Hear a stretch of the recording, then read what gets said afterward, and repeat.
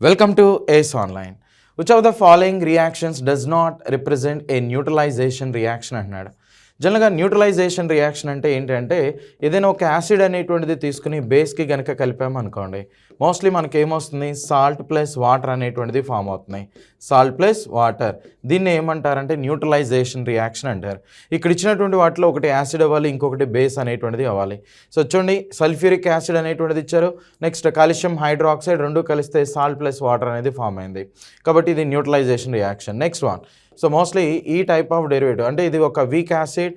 So next ఇక్కడ ఇచ్చినటువంటిది ఒక strong base ఇచ్చారు, రెండు కలిసినప్పుడు సాల్ట్ అనేది ఫామ్ అవుతుంది, నెక్స్ట్ వాటర్ వస్తుంది, ఇది కూడా న్యూట్రలైజేషనే. Next hydrochloric acid, sodium hydroxide, ఈ రెండు కూడా కలిసినప్పుడు సోడియం క్లోరైడ్ ప్లస్ వాటర్ అనేటువంటిది ఫామ్ అవుతుంది, ఇది కూడా న్యూట్రలైజేషన్ రియాక్షన్. కానీ ఇక్కడ మనకి ఇచ్చినటువంటిది ఏంటంటే ఇది ఒక సాల్ట్ అనమాట. ఈ సాల్ట్కి హైడ్రోక్లోరిక్ యాసిడ్ అనేటువంటిది కలిపినప్పుడు అది కంప్లీట్గా న్యూట్రలైజ్ అనేటువంటిది అవడానికి ఓకే, అంటే ఈ న్యూట్రలైజేషన్ రియాక్షన్కి నాట్ సూటబుల్గా తీసుకుంటాం, ఎందుకంటే మనకు ఆల్రెడీ వాడు ఒక సాల్ట్ ఇచ్చాడు. ఏం తీసుకోవాలని చెప్పాను, యాసిడ్కి బేస్ కలిపితే సాల్ట్ అనేది రావాలి, కానీ సాల్ట్కి యాసిడ్ కానీ సాల్ట్కి బేస్ కానీ ఇలాంటిది మనం చెప్పలేదు. కాబట్టి గైస్ ఆప్షన్ 4 అనేటువంటిది ఏదైతే ఉందో ఇక్కడ ఇచ్చినటువంటి వాటిలో so not represent A neutralisation reaction అంటున్నాడు, కాబట్టి 4 అనేటువంటిది రైట్ ఆన్సర్.